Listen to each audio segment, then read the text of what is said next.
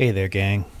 Welcome to Decipher the Media, the podcast where we talk about all things in the form of media and art. It's been a while since I've actually done this podcast, so if you've listened to it before, welcome back. If this is your first time, thank you for listening.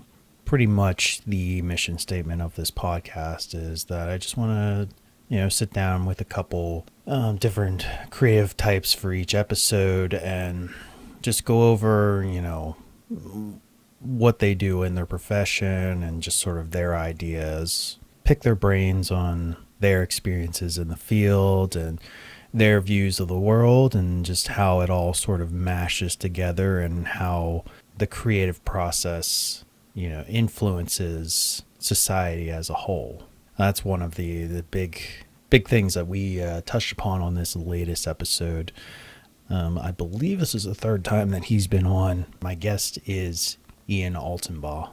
We worked together many times in the past, and we've done a lot of film projects together. To get the podcast rolling again, I would invite him on and just sort of ask him what's on his mind in regards to big budget movies, movie studios, what the latest film project is that he's working on, and then just the process that he goes through with like breaking down the script of the film, the variety of work that he's done behind the camera, and then just talking about filmmaking as a career. It's interesting to break down what goes on, in someone who is in this career. It was very interesting to just sort of hear his take on everything in the field of filmmaking. And then we sort of talked about, going off of film theory as a whole, what film invokes from an audience, how that relates to storytelling, how that relates to art, how that influences society as a whole. What is social media doing?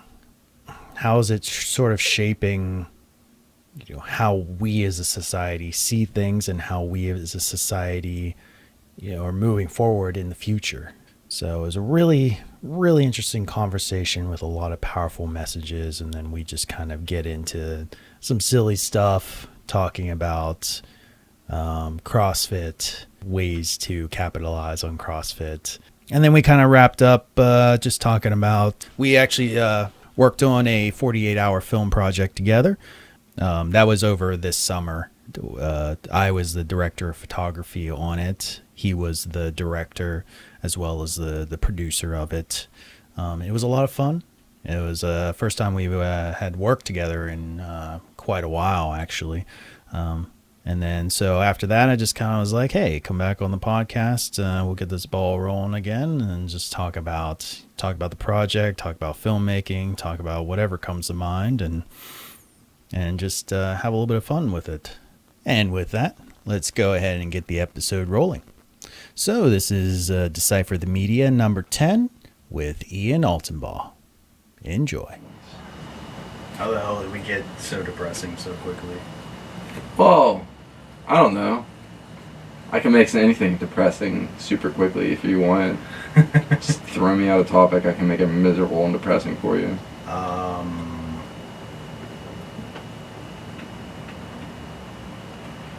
Why was I gonna say butter? Butter? Make butter depressing? Butter's a pretty tasty thing. Yeah. I mean, it's delicious, but if you think about, the cows that are gradually having the nutrients drained out of their body just to provide a fat spread for your bread and a source of fat for your biscuits. Or not to mention all the people that, the cholesterol, just cholesterol in general kills. Yeah, I mean, butter, I guess, is nice. It's also, it's just butter. Yeah, like Like I mean, can you really? It's more like tonally depressing how you're like describing it. Yeah, It's but I just mean, like, can you really make butter something that is like cheerful and pleasant? I mean, have you ever seen the movie Butter? What the fuck is that? Okay, so it's this movie that let's see who's in it. Olivia Wilde. Is it about making stuff out of butter? Yeah. Yes, I've heard of that. That should be reason to be depressed. It's a great movie actually. Interesting. I love that movie. Interesting. And Hugh Jackman has like a cameo in it as like a car salesman, and it's just like one of the best roles I've ever seen him in.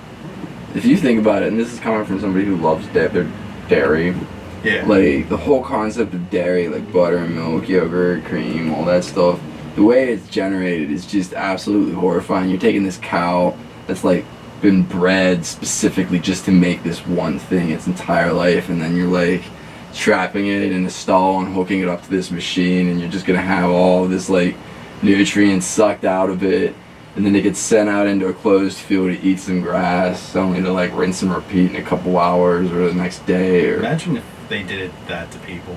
yeah. Or they did it in like what, Mad Max. They had like Well, I mean, they basically did that in Mad Max. yeah, they just had like women hooked up to like milking machines. Yeah, that was really horrifying. That was like, I remember like in the first 10 minutes of the movie, I'm like, wait, how much of this movie is going to be this? This is a 2.5 hour long movie, and if like oh no, but it ended up just being a small part, like enough to like make you understand just how bad of a character, give you motivation to like want to have these women like rescued and stuff. Yeah. Mortem Joe was an interesting villain. I really enjoyed his Yeah. I was kind of expecting like a big reveal where he was just going to be the same villain he was in the first one. Like the actor, because the actors both. Right. Well, but I mean, Mad Max is weird like that because, like in Mad Max 2 and 3, that dude who like rides the like little like prop plane is in both of them, but he plays like a different character. Oh yeah, that's right. But he's like the same character. But he's like a different character. Right. And so I think like the idea that George Miller had behind Mad Max was that they make it. The stories are sort of like fables. They're being told by somebody else about Mad Max and stuff. So like, none of them are really connected. Like they are, but they're like an urban legend or like a oral fable that it gets changed and manipulated every time it's told. Yeah, because I remember the conversation came up when that came out where, like, he like sees a little girl and everyone's like, oh, that's his daughter, but then people are like, wait, no, he had a son in the first one, and then it's like, well, maybe it's like we don't really know, right? And maybe it just doesn't. Just don't worry about it. Yeah. Or it's just like just enjoy this wonderful movie. Detail. Maybe we shouldn't try and connect the plots of them. I heard they're finally starting to sort out the legal issues and make the. Yeah, I read this weird. I read a couple different things. I read like something about how the movie reportedly didn't make money, but it did make money. And it didn't make money because they didn't want to have to pay out like on some deal, but they wouldn't be able to make a sequel if it didn't make money, and so there was this whole like it was all about money, convoluted thing about the bottom line, and I think there was like an ownership issue as well. Oh, was there?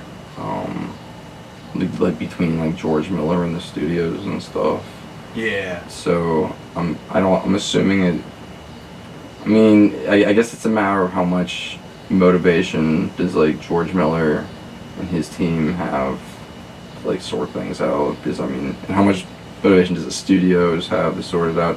Who even owns it now? Like Miramax or something? Well, they don't exist anymore. Oh really? Yeah. I thought Miramax for some reason. And like Fox is owned by Disney now. Like it's probably either Sony or Disney, maybe Warner Brothers. I think those are the only 3 companies that exist now. Like I'm not even joking. Yeah, no, I know. It's really sad. It's just every corporation is just becoming a mega corporation at this point, and Praise be to our overlords. I know everyone was happy when like Disney bought Fox, so that everyone's like, yeah, now we can get X-Men. I'm like, no, you're missing Yeah. how this is bad. I mean, don't get me wrong, I love that the X-Men, and more importantly, like the Fantastic Four, are like, because I mean, X-Men I think was executed well for a period, and then it wasn't, and then it was again for a period as well. So I mean, in X-Men's 20-year run, there were like several 3 or 4 movie runs where there was some quality stuff there, but it was very hit or miss. Fantastic. Definitely. But I mean, there was some good movies that admittedly I have difficulty watching now for other reasons. But I mean, even now, I enjoyed the James Mangold Wolverine and Logan. Those are both like really entertaining comic book movies that are pretty true to the source material, at least the character of the source material. I enjoyed Days of Future Past a lot.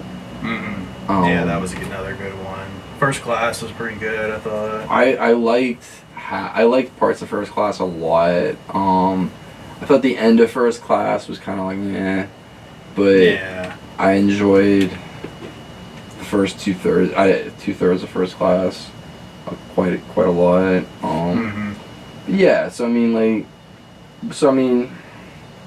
I'm alright. Like if that property just stays where it is, but Fantastic Four, we need a lot of like characters like Galactus, and there's other like Silver Surfer, if you want to like tell stories about the Eternals and stuff like that, like right.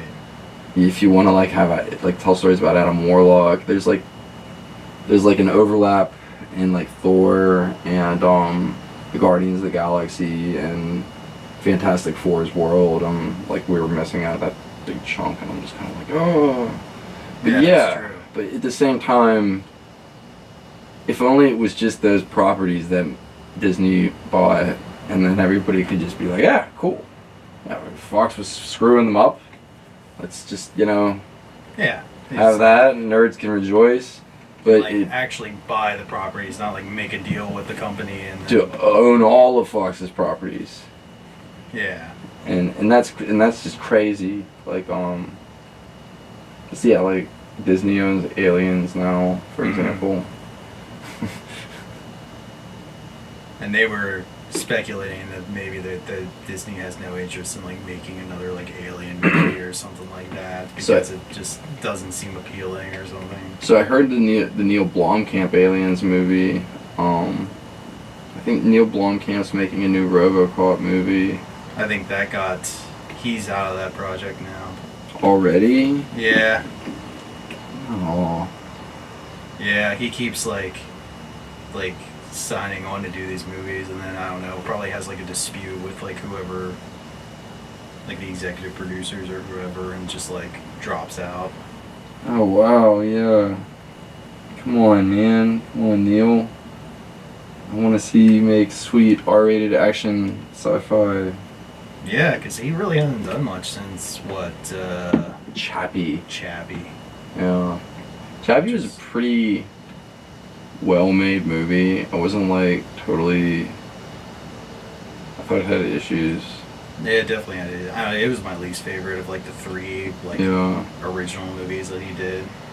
But in terms of like the effects work, like holy hell! Like basically they just had somebody running around in like a mocap suit, but they didn't really do any mocap. They just they didn't. The mocap it was just like shot on location. Like they just used him for reference and just animated over him, like frame by frame. Oh really? Yeah.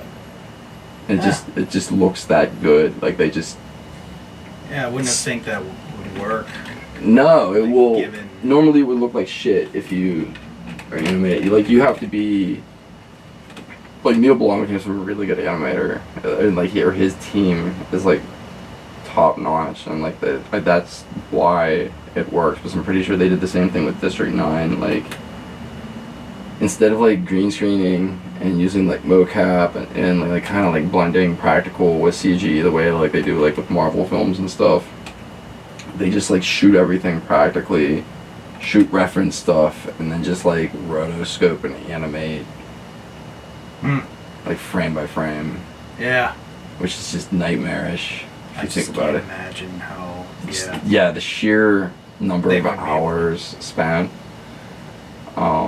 But that's why his movies, that's why the CG in his movies looks a little bit more like real Yeah. than other movies, is because like instead of taking shortcuts with animation by using like motion capture and like doing a 3D rendering and recreation of something, they're just basically hand drawing that shit to just make it look really good frame by frame.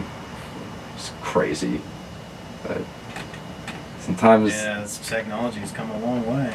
they did something similar with Blade 2049 or whatever it was. They shot Oh yeah. a lot of that movie was shot like practically with reference stuff, and then they just used that as like a palette or a canvas to animate over. Which is crazy. Okay, so they're like putting the pieces together, basically, like practically shooting these pieces and then sort of Yeah, so like piecing them together. yeah, like so what they'll do is all the light. So if there's an effect shot and it's like a projection, like some sort of hologram, that light from the hologram is going to interact with the actor and the subject. Mm-hmm. And so they're going to film that light. You're going to film the actor, and then that light's going to come up. Maybe the hologram isn't going to come up, but the light that hologram creates is going to come up. And then within that frame by frame, they animate the hologram aspect of it using like the light as sort of like the reference as to where it is. Okay. And we're gonna end up doing something similar to like that on Friday night for a Really? shot. Yeah. Oh, that's gonna be interesting. Yeah, it'll be fun. Yeah, you want to talk about that project? That is. So yeah, I don't want to say too much about it. I think I'm more comfortable coming back and talking about it once we're wrapped. After. But Yeah. little taste.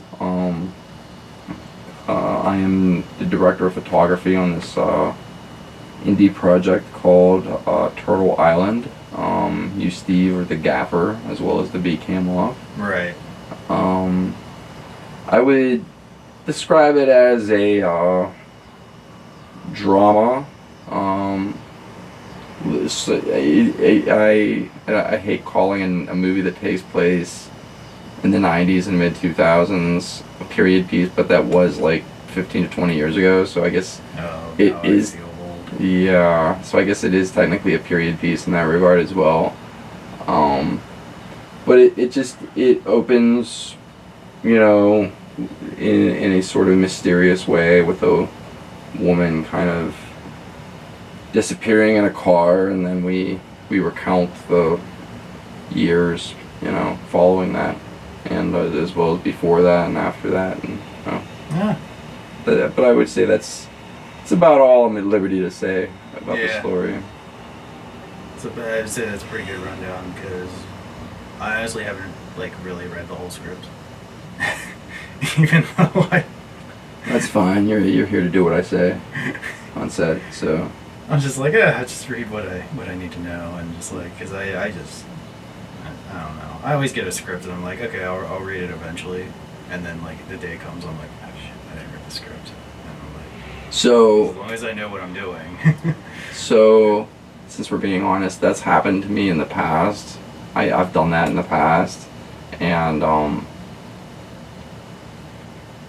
Without any, was saying this without any irony, I recently just started reading the scripts, like in the last like 2 years. I started like really sitting down and breaking that shit down like mentally, and it really helps.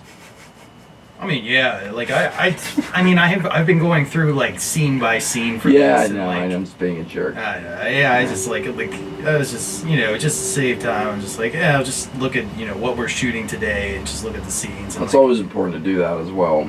So.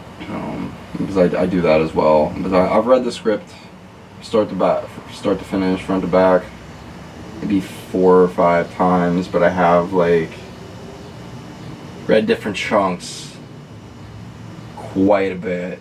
Yeah. Like quite a bit in some cases. Whereas there's other cases that were scenes I know that we're not going to be shooting for a couple more weeks. I maybe haven't read those scenes as many times as I've read the scenes that I know we're going to be shooting the next week or two. Part of that's just like the way the shoot is structured. We're primarily shooting on weekends, and I didn't have a ton of prep time. I had about a month of prep time, so it's just I have to kind of like it's definitely been sort of spread the workload out a little bit.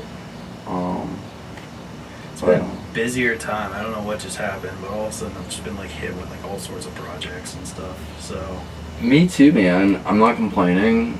In fact, I need to line up a couple more days of work here in the next 2 weeks, but it's like it's definitely the busiest August I've ever had. Yeah. Which is really nice. August has typically been a down month for me, like professionally and financially, and it's quite the opposite this time around, which is a nice change of pace. What's it like for you to like kind of work from, on a freelance scale as opposed to having like a steady job? I think it's a lot more. So working as a freelance person, like working as your own boss or whatever. I mean, first of all, you're not your own boss. Instead, you have like a million different bosses. You have like all these different clients who are your bosses. Right. And so, I think as a society, we've really kind of like shifted towards this like gig economy. I think the American dream has shifted. The American dream used to be you get a job somewhere and you kind of work your way up to the top, you work your way up to like a position where you're making good money, right? And you get that job and you just keep that job.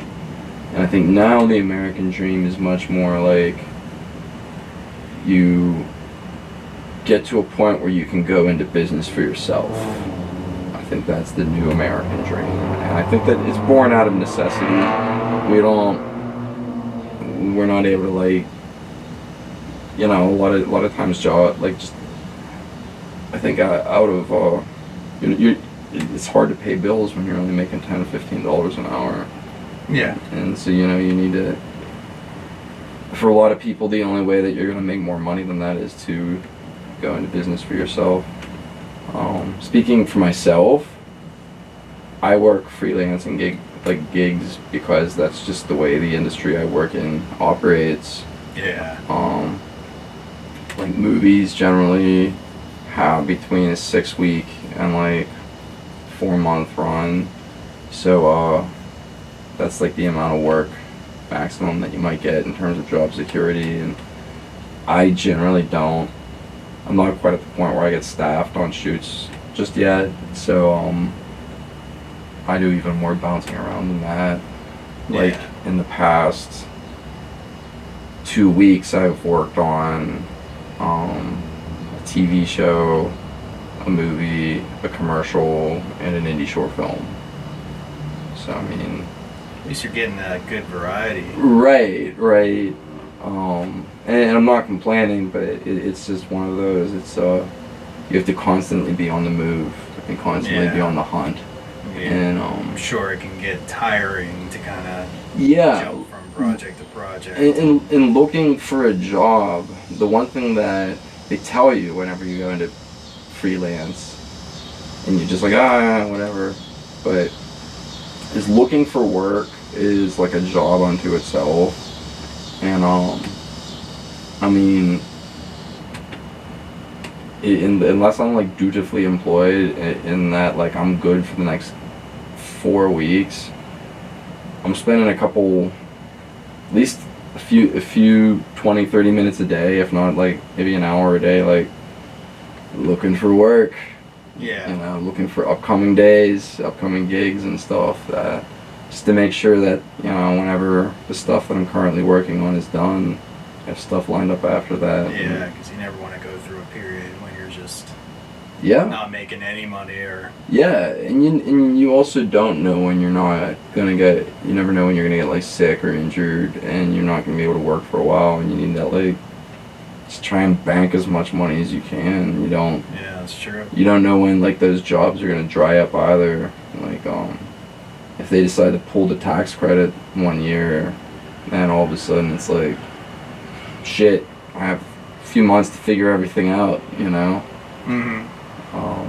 But I do enough. I'm a diverse enough filmmaker, though. I think I'm able to, like, make it work pretty well. I do, like...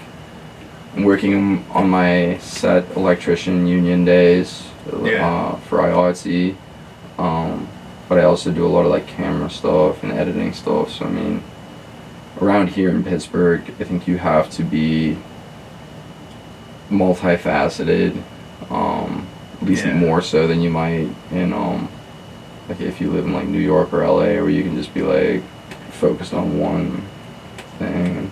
Plus, I enjoy doing a lot of different things like that. You know, running camera is fun. The more I learn as an electrician, in lighting, the better director of photography I can be.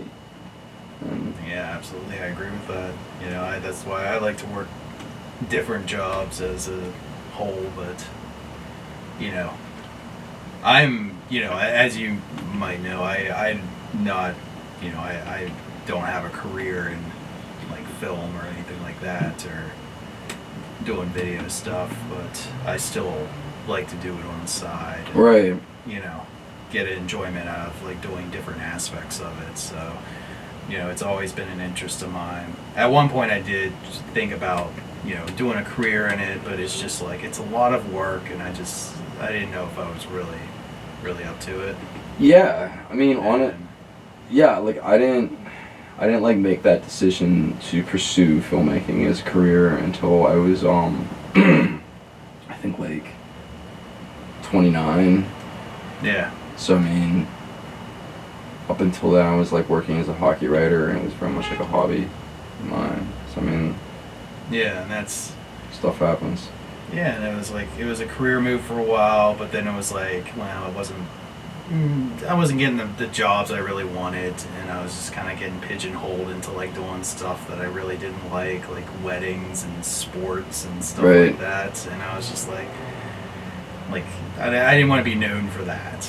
Right. And I just kind of like pulled myself out of that whole aspect of it. And, you know, now I just sort of, you know, I jump on projects that just come my way, and I've just been kind of building that up on the side from there. And, you know, I mean, if something happens, you know, great. If not, you know, I have a plan. Right. I know what I'm doing, and I'm trying to sort of, I don't know, expand my career in other aspects.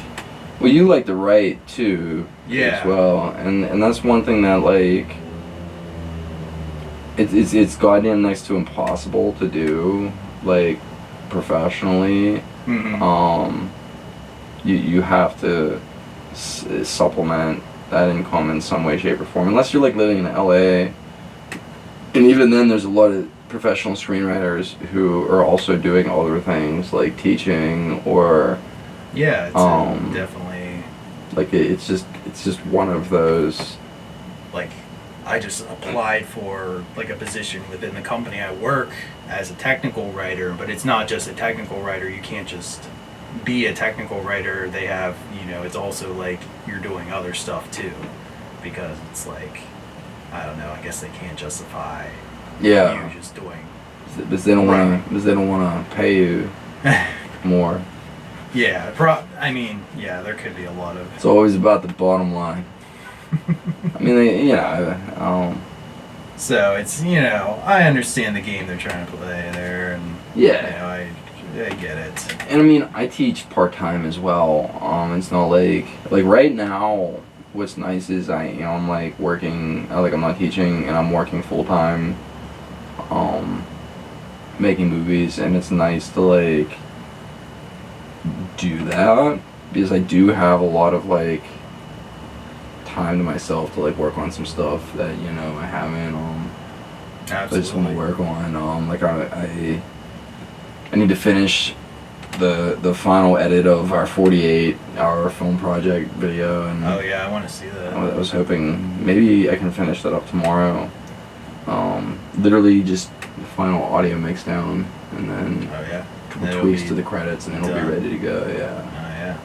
Oh yeah. What do you want to do with that then? Just gonna throw it up on YouTube. Throw it on YouTube. Yeah. Just be like, hey everybody, even though we didn't get nominated for any awards, or didn't get any awards, here it is, and I think it's pretty great. And I think it was a pretty great movie. It was great. I think we had a very kind of distinct, unique, creative vision for our project. Yeah. Like, it stood out in that regard. There was like, we weren't just like reverting to tropes the way a lot of and it's not to talk shit, but like when you have a really limited amount of time to like write something, you end up like falling on shorthand, basically like narrative shorthand, and which is like tropes and cliches and stuff. And yeah, I think we did a good job of like staying away from that and making something that was kind of like unique and weird, but also like weird but accessible. Like you can. That's not so weird that you're just like I don't know what the fuck that was. Yeah. But do you ever see the first 48 I ever did? I did. That was back when I was still doing like group lead on like projects and stuff, and we did one for, it was like a horror short, and I thought it turned out pretty well because we really shaped it around the constraints that come with the 48, and I thought it turned out really well. I'll have to send you a link sometime. Yeah, I'm interested in seeing it. Yeah, it was just like I thought it turned out like the best out of any of the ones I've shot in the past. I mean, I've had some good groups and we've had some great ideas, but that one I think was shaped together the best because the resources we had it all aligned just right. Right. And ironically enough, it was the one that didn't make it by the deadline because there was just some issues with like the cut that we had, and we just decided not to submit that. Right. And just do it right and just like cut it together right. So. Right. Yeah, I don't know if I'm gonna do it again next summer. Yeah. I'm gonna very much play it by ear. It was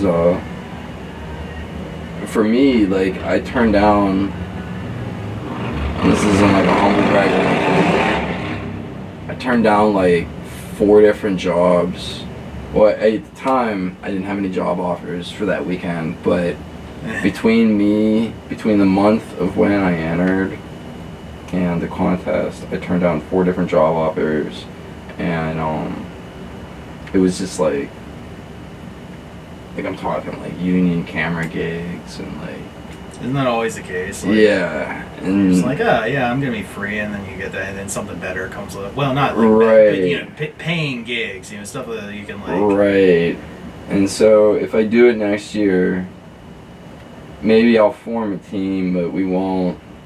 I'm not gonna make anything official until the last minute. Yeah. Just so I don't. So if I do end up booking a gig, I can be like, "Hey guys, sorry."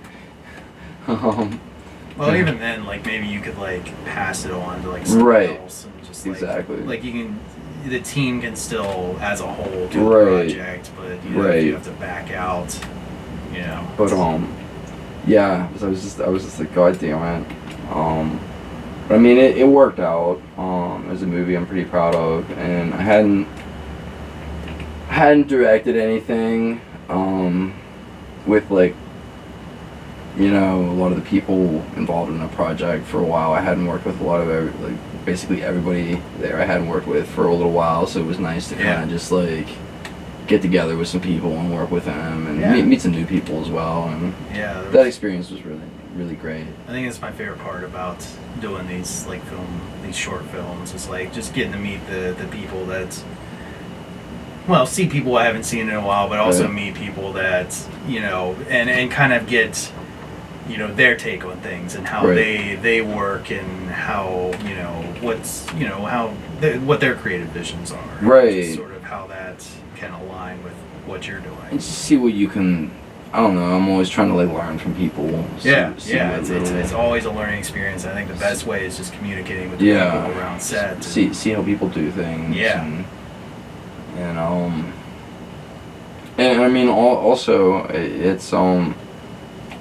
it's nice to learn from other people's mistakes than your own as well. So, you know, like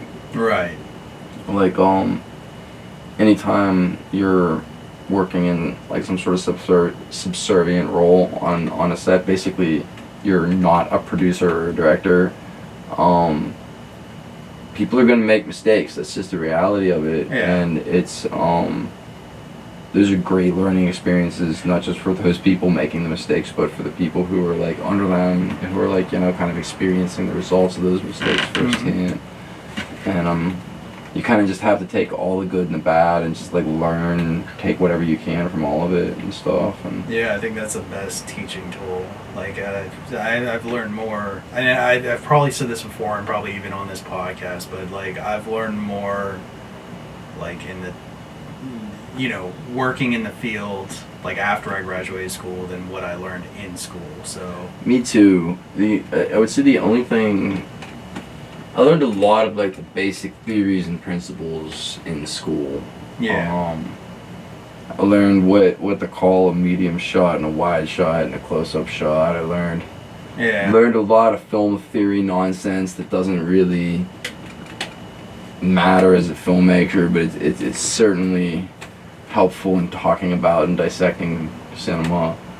I think a lot of that, like film theory, is just nonsense as a storyteller. I mean, you can have kind of like a broad approach. Like you could say, I want to like deconstruct the superhero movie and do it vis-a-vis a western, and we'll draw from like Old Man Logan as our inspiration. Like you can kind of do like some broad stuff with it, but I feel like if you're trying to make something that's like, oh, I'm gonna make an homage to like 1930s like noir films, the movie oftentimes ends up falling flat because your goal isn't to make a good movie, it's to make an homage to a good movie. And so you end up just getting caught up with the whole idea of like, I don't know, I feel like, you know, your priorities are misplaced as a storyteller. No, I understand. Yeah, it's just you kind of have to take those theories with like a grain of salt. The most important thing as a filmmaker, if you're a filmmaker, the most important thing that you should be doing is entertaining me. Right. And when I say entertaining me, I mean engaging me, making me look up from my phone.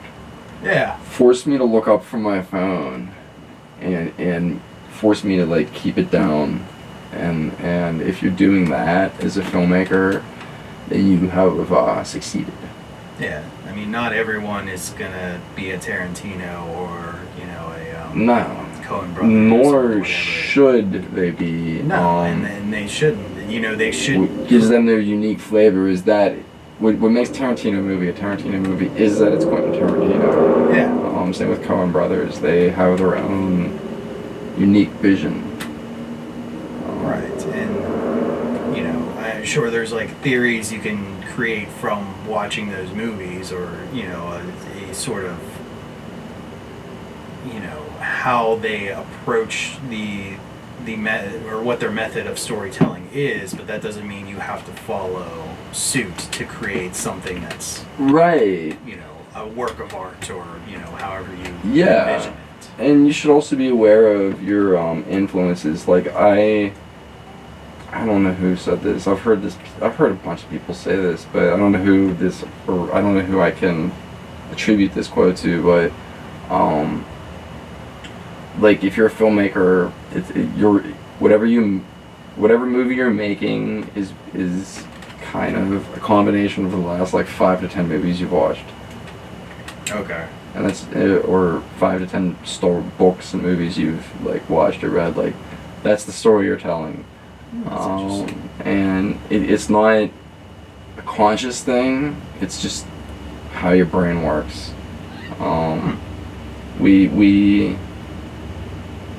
So if you think about how the human brain thinks, if somebody is telling you about somebody that you've never met before, you've never seen before, you don't have a visual reference for that individual. Yeah. So you end up creating a visual reference for that person. Okay. You know what I mean? Yeah. Like whenever somebody's talking about somebody, you don't know what they look like. They can even describe them to you, and how you formulate that image in your head might not be how they really look in person. Yeah, but you create that picture. Right. You create this visual reference that you need in order to like comprehend this individual. Just in order to like place them into situations, to create more visual references for yourself. So we build these visual references from things that we've experienced, and I think in that storytelling in a nutshell. When you're writing, it's as much about what you're writing as what you're not writing, and what you're not writing is filled in by the reader's experiences. Like they use their own references to kind of fill in those blanks and create like a shorthand for themselves. And I think like that's an important element of filmmaking. I don't remember the point that I had for it, but I mean, it's all good advice. Like, yeah, it's good to know for someone who. Yeah. So anyway, as a storyteller, you once you understand that, you are taking a person's experiences and baggage, and they're projecting their own experiences onto whatever kind of like negative space that you're putting into the story. That's when you can really kind of harness the power of storytelling, because you can like make a person feel a certain way. Like knowing that a lot of people using like character archetypes is like the most obvious example, like, or an anti-hero. Knowing that most people are going to feel a certain way about a certain character, you can then like do something to kind of make somebody force people to feel a different way. Challenge people's preconceived notions about something, being a better way of putting it. Yeah. But I think I don't know. Storytelling is really cool, I think, because you're able to, in art in general, is because you're able to like manipulate people. You're able to make them feel a certain way without them necessarily being. I mean, they're opening themselves up to it. Yeah. But you're also kind of forcing them to feel a certain way, and that they don't necessarily know that they're going to feel that way going into it. Do you mean like, when you say people, do you mean? The consumer of the art, whether it's a painting or a movie. Yeah, so someone who's seeing this from the outside. Yeah. They're looking at this piece of art, and they're, you're able to force that sort of emotion onto them. Yeah. It's like someone who goes to an art show, like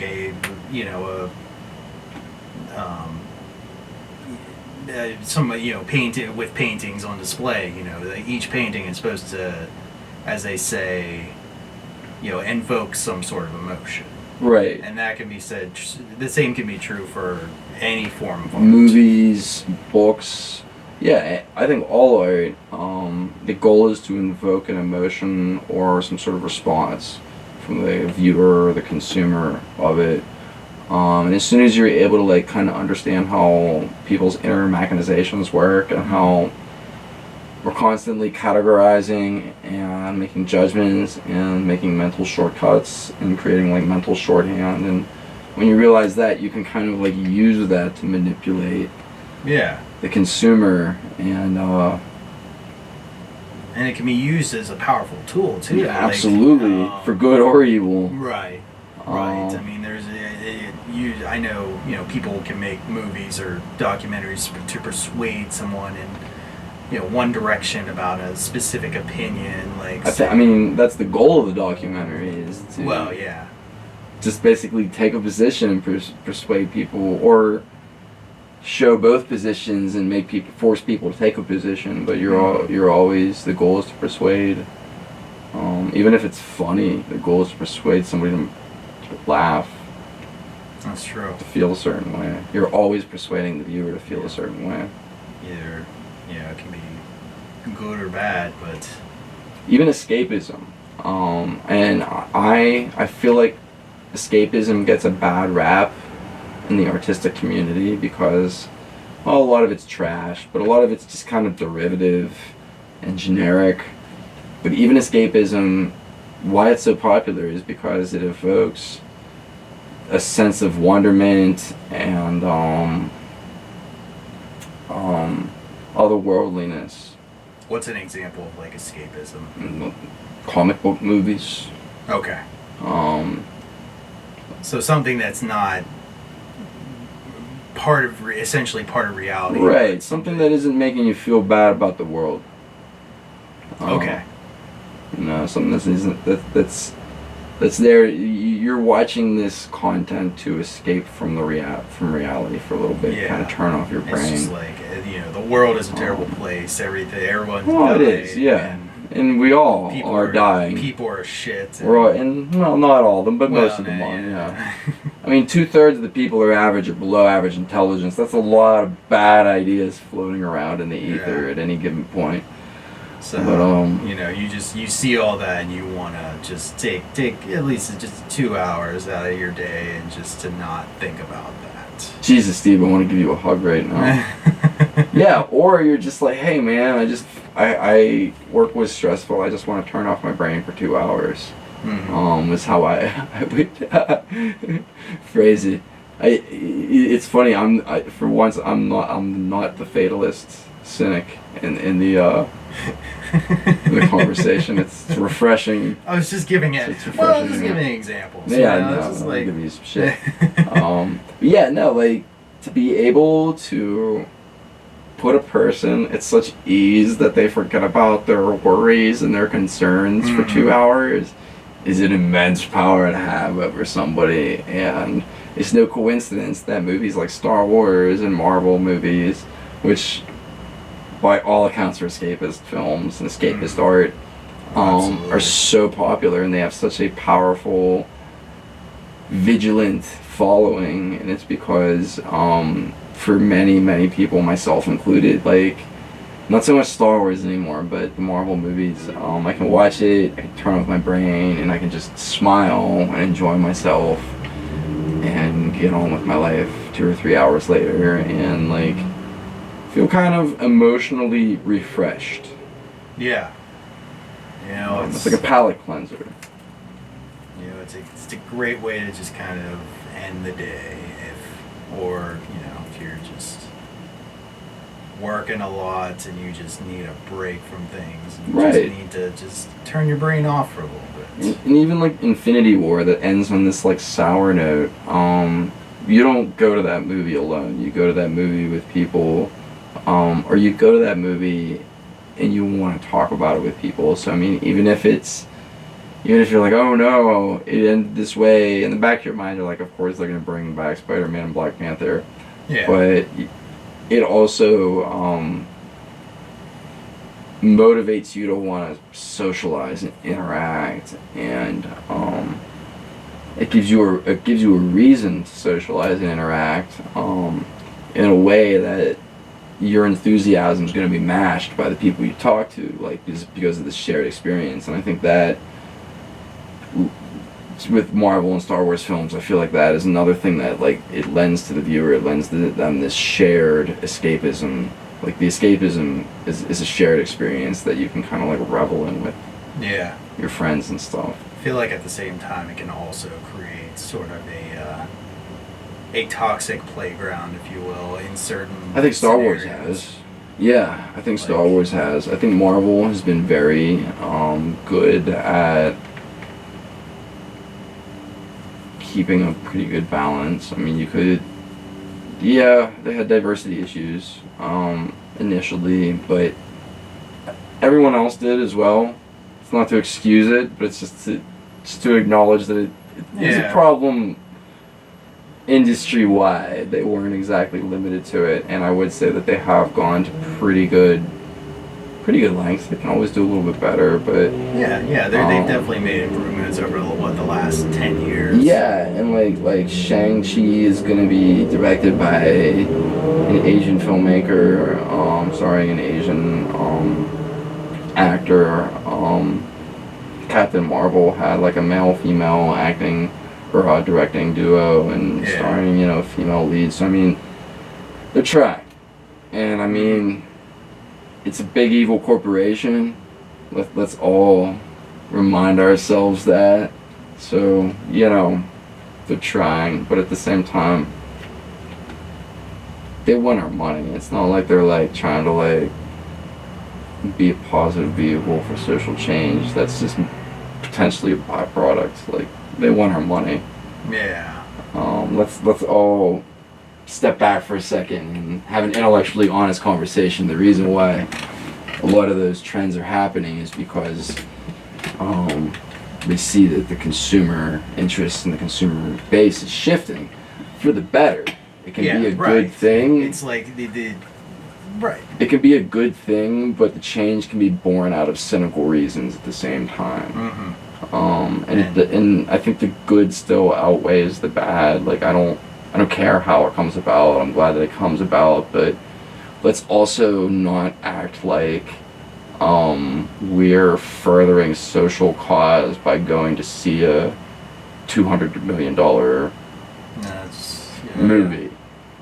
We're not. Maybe we are, but we can do a lot more to promote social cause by working in mentor programs. At the same time, it could also influence individuals Absolutely. seeing that movie to go on and work those mentor programs. Yeah, no, but what I mean is we need to be wary of being social justice passenger seat, like passenger driver social justice people. Because we if you want to make change, you have to be the vehicle for the change. You can't sit on the sideline and tell other people to do it. Yeah, or just go on buying a ticket to a movie, complaining on Facebook. These aren't things that necessarily hurt. Maybe they do. Maybe I think they're potentially positive, generally positive things. But you can actually do stuff as well. Like you can go out and be a contributing member of society. Right. How much? Like let's say you watch 3 hours of Netflix a day. Let's spend an hour of that Netflix like planning some sort of after school program for like little girls or little boys or something. I mean, that's a great way to kind of look at it. Yeah, like it's a very. I mean, and I work as like a mentor with like teenagers who want to like make movies and stuff. So that's kind of where like I'm putting my money where my mouth is in that regard. And that's kind of why I also get aggravated when people are like championing corporations as these like vehicles for social change. It's because they're reacting to the consumer's will, and they're they're shifting, like Nike, for example, with Colin Kaepernick and stuff. That was a financial risk that Nike took, but Nike also saw that, you know, society is shifting in this direction socially, and they would rather be on the front. At the front, they would rather be, you know, they saw it as a financial opportunity. Yeah. Because why else would they do it? Well, it's like reminding me of like the memes I saw of like people holding like MasterCard banners at like Pride Fests and stuff like that. It's a really great example. The corporatization of Pride Fest is, and that's something that is problematic too, because a lot of the corporations that sponsor Pride Fest, maybe not now, but in the past, have not necessarily been friendliest people to the LGBTQ community. And, you know, it's great that they, and I'm not complaining that they have turned another cheek, seen the light, but again, this is a tax write-off for you. Mm-hmm. How sincere is this? It's really a double-edged sword, you know. Yeah, and with this corporate sponsorship. And when you have a cause that you are passionate about that is a positive cause, and I do believe that, like, you know, equality and equity, these are all like important things that we need to achieve and that we are inching closer towards, but we still have a lot of ways to go. But we also need to be aware that it's part of pop culture right now.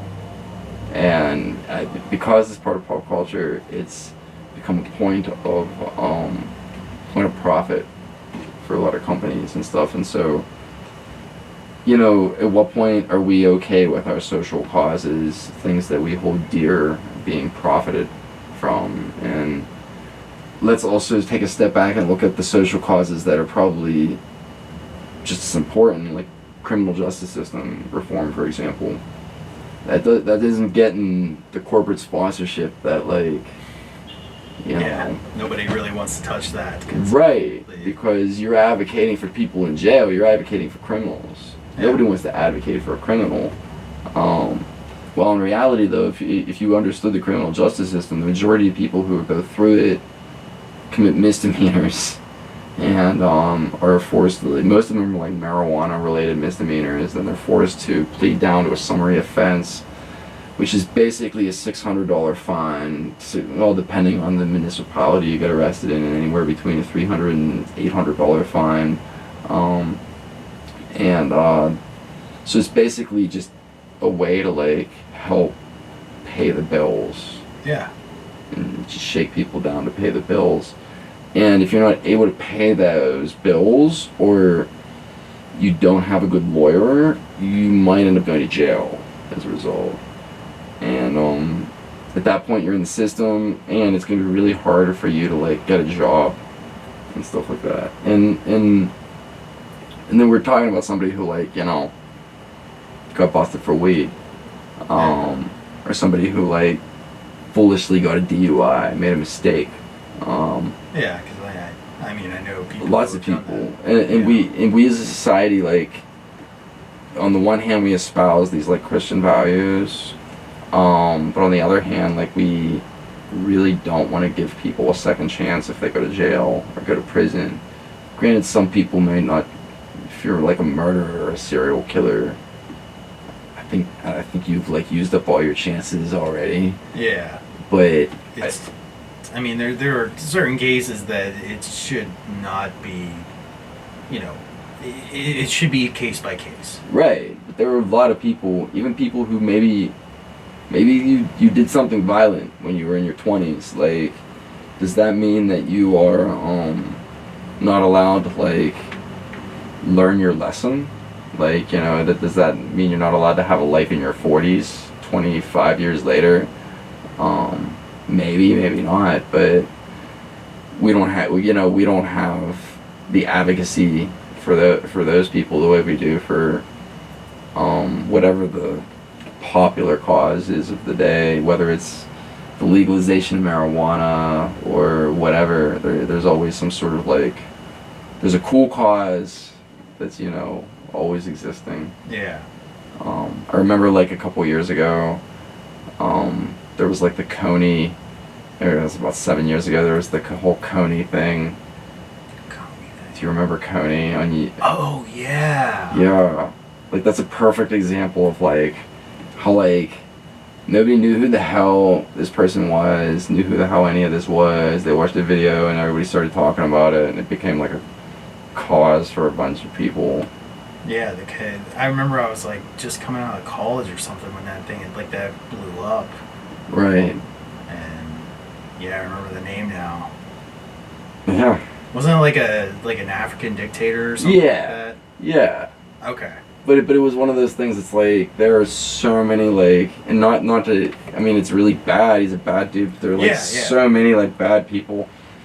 Why are we picking this one in particular? Just this one person. We're just happy to be picking this one because like it's like the trendy hip thing to do, and I just, you know, somebody who's like involved socially and politically, I see people get manipulated so easily by what they see on TV and what other people talk about. It's like, yeah, and they start trending that on like social media, and then it just kind of blows up from there. People start sharing it and, you know, passing it along, and then all of a sudden it becomes this big social justice movement to right. like create awareness for this out of, you know, sort of thin air. And then it becomes a bizarre social pushback, which is just an inevitable byproduct of like any sort of movement. You have like this like counter movement, this pushback, and the pushback like sometimes like seems completely born out of like just antagonism. Yeah, people like to argue. Yeah. And it's always been the case for anything, and I think social media has just sort of amplified that argument. Absolutely. That kind of gets, I guess, to the thrust of what we're talking about is like social media takes ideas that we might have been able to have more intellectually honest and open conversations about, and it turns them into kind of just like contests for the last word. Yeah. Like a. Yeah. It's like who can one up the other person. Who can just like be the other in their dust. Like I can't tell you how many like political like debates just start in like the comment sections of like. I try not to like initialize those types of conversations. Like that's why I don't really post anything politically, like even if it's just remotely, like I remember one at a certain time a while ago I posted something about, you know, an article about you know, how CO2 was affecting climate change and all this stuff. Right, because science. Yeah, and then somebody because fucking science, dude. And then like somebody like immediately commented and said like, oh no, this is just, you know, it's plant food. This, you know, it's just a bunch of like liberal nonsense. So. And I'm just like, I'm just gonna delete my comment before this turns into a whole shitstorm. Just to briefly dispel what that individual was talking about. The increased CO2 in the atmosphere won't necessarily, it will lead to more plant growth, but it's not going to lead to the type of plant growth that is conducive to a healthy atmosphere for humans to live in. It will increase the growth of things like, it increases fast growing plants, weeds, vines, particularly vining things. Anytime you go to a place where there's a lot of sun and a lot of moisture, you should visit one of them sometime. Like such as a jungle, you're gonna see vines on everything. Vines actually kill trees. Vining objects can kill trees. A lot of the trees in such environments, such as tropical forests, have evolved, which is another thing that a lot of people don't believe in, to not have to worry about vining materials. They have a shallow root system, which kind of prevents a lot of that stuff. But with trees like where we live, like was deciduous trees, I think is the term. Okay. You get a lot of ivy growth around those trees. They're not going to be able to like absorb the nutrients they need to like live. So Yes, CO2 is plant food, but an increase in CO2 doesn't necessarily lead to more trees. It leads. And the other problem with vines is they don't produce the level of oxygen. So they consume a lot of CO2, but they don't produce oxygen the way like a tree. So it's basically it's creating a sort of a dangerous level of plant growth, like not the right kind of plant growth you need. Correct. And the other issue is that not all trees absorb the same amount of CO2. This might be a surprise to people who don't ever actually study science or never paid attention in science class.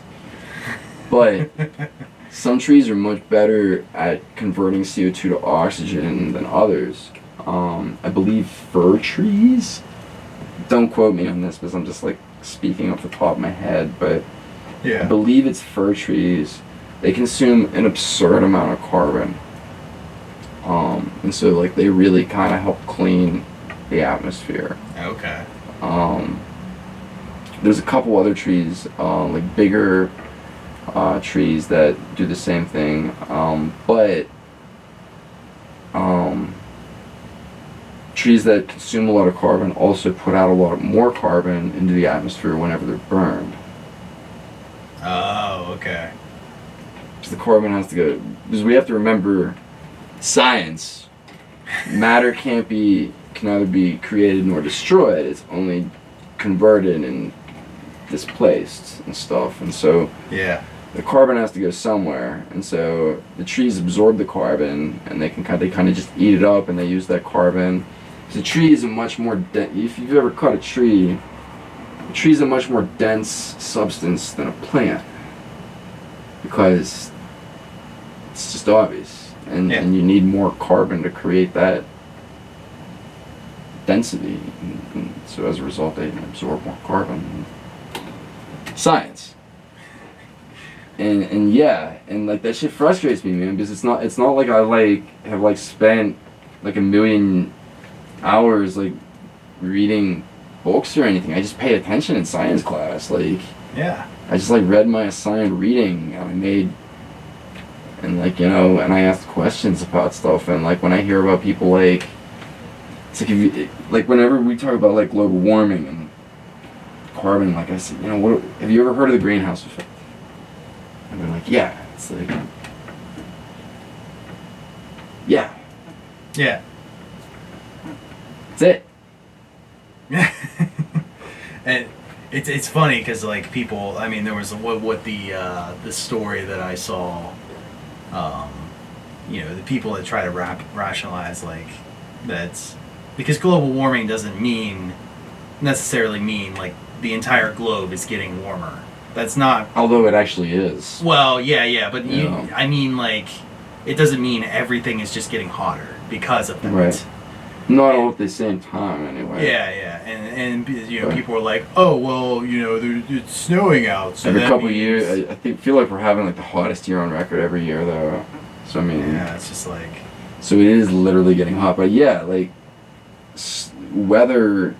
But it's also creating like more extreme weather conditions. Yeah, like weather and climate are different things. Yeah. And like it's just like people don't seem to understand, like, because they don't want to research it. They don't want to. It's like they just kind of want to turn a blind eye to like right. You know, what this actually is, and just develop their own opinion about it. And this is true for anything, really. Yeah. It's like, you know, you just want to. You want the satisfaction of being right, or you want the satisfaction of being, you know,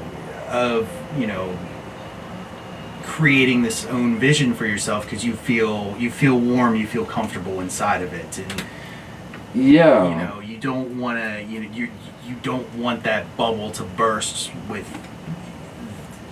what is factual, what is true. Right. Cognitive dissonance is very powerful.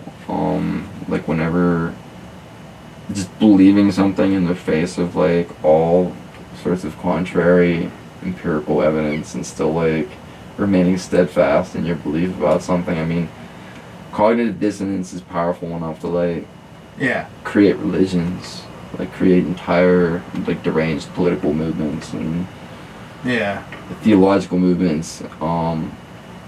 like if you just look over history, the stuff groups of people believed just to make their lives less complicated. Right. It's like you can sort of create a structure that way too. Right.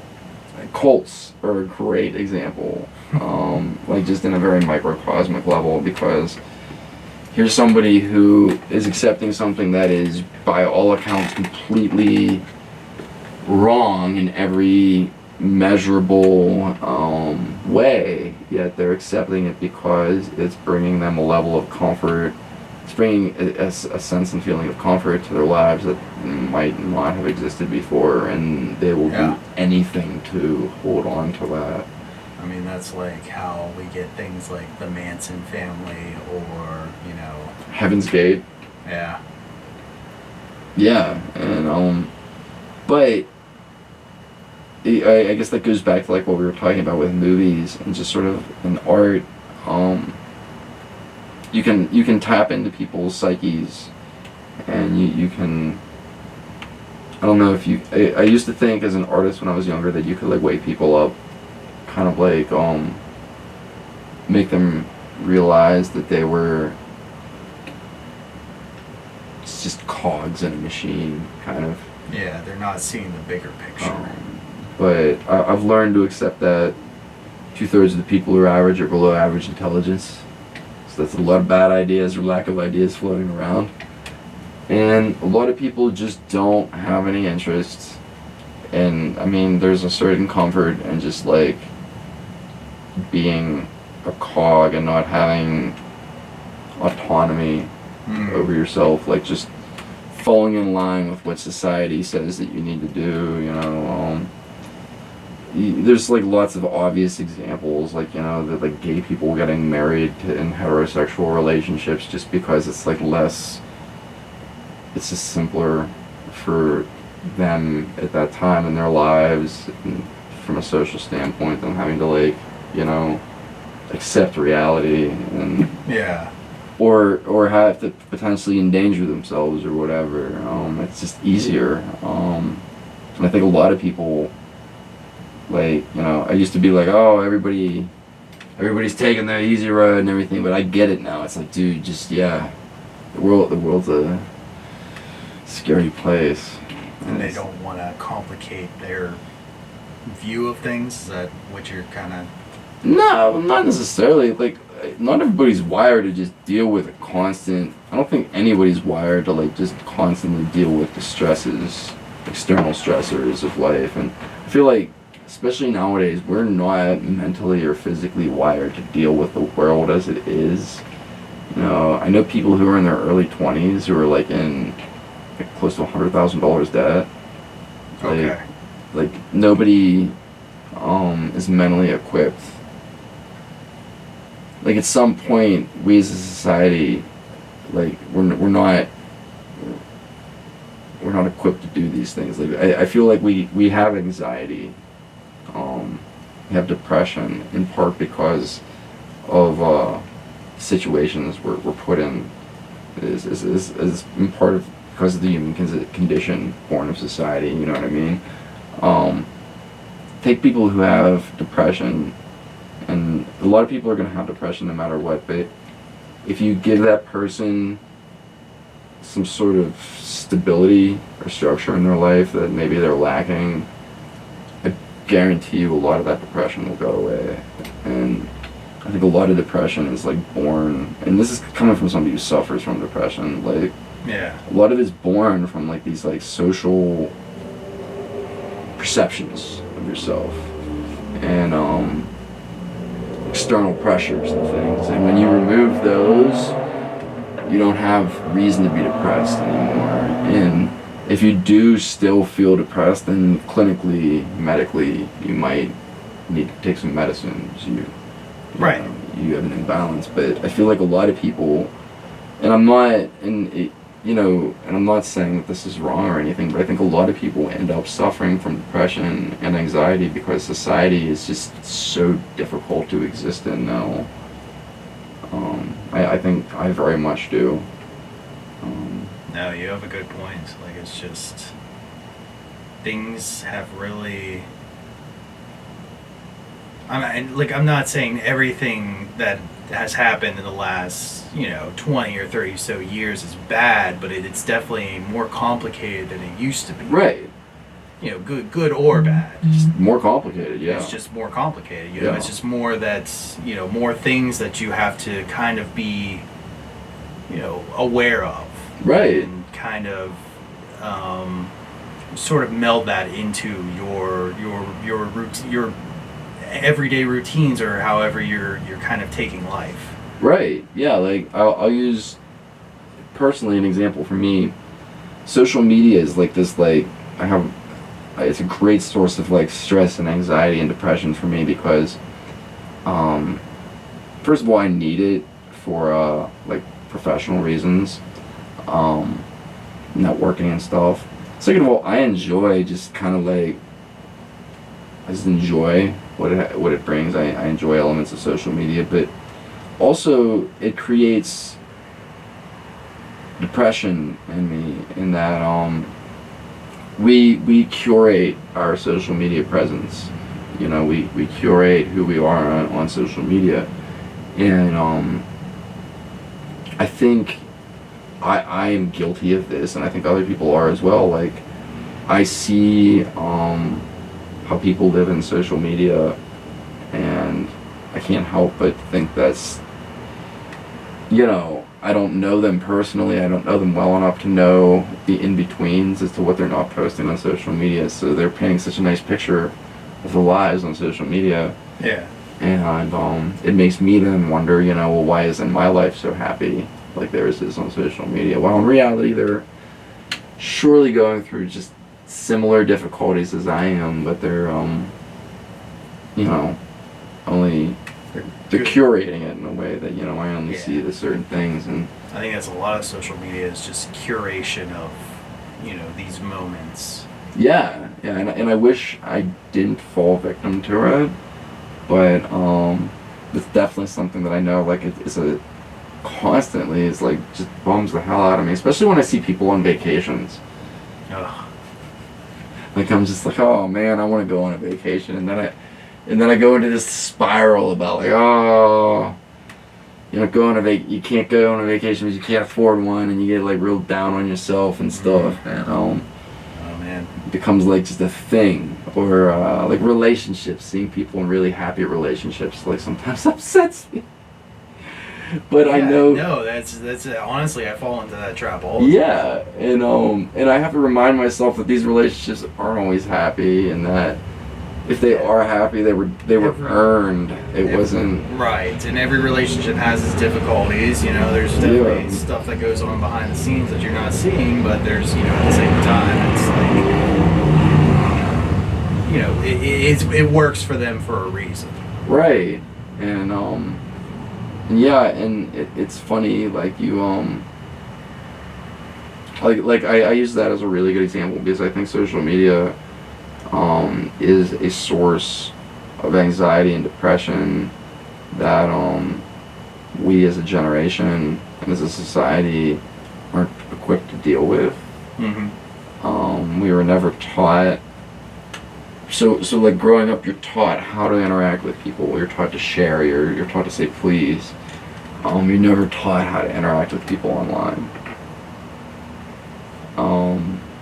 And as a result, we don't really get it. We're still figuring it out, I think like people who like are growing up in like the Gen Z kind of group will probably have a better understanding.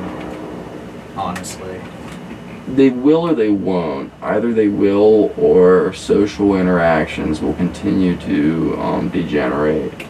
You think so? Even with like this technology being more integrated at that point, and like sort of like as people who have grown up with this technology are becoming parents and they're teaching their children how. So, I think it's all about your matter of opinion. Do you think playing video games with somebody online that you're never going to meet in person brings people together or pulls people apart? I think like that's like the fundamental question.